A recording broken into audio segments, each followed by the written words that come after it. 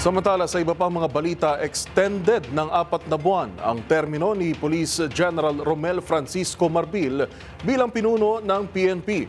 Naniniwala o paniwala ni Pangulong Bongbong Marcos, delikadong magpalit ng hepe lalo't nagsimula na ang panahon ng kampanya para sa halalan sa Mayo. Narito ang ulat ni Lev Narciso.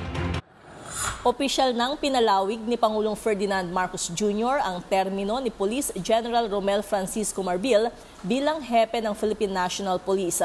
Batay sa memorandum na may petsang February 4 at pirmado na Executive Secretary Lucas Bersamin, 4 na buwan ng extension ni Marbil, epektibo simula bukas February 7 na siyang orihinal na petsa ng kanyang pagreretiro. Nakasaad sa memo na inaprubahan ng Pangulo ang pagpapalawig ng serbisyo ni Marbil kahit lampas na sa mandatory retirement age na 56.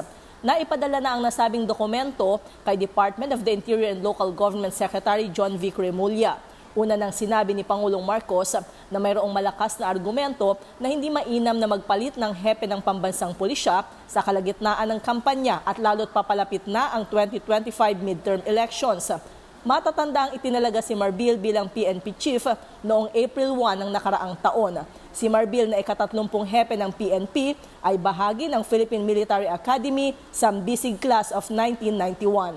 Para sa NBC TV Network News, ito si Lev Narciso, una sa Pilipinas, una sa Pilipino.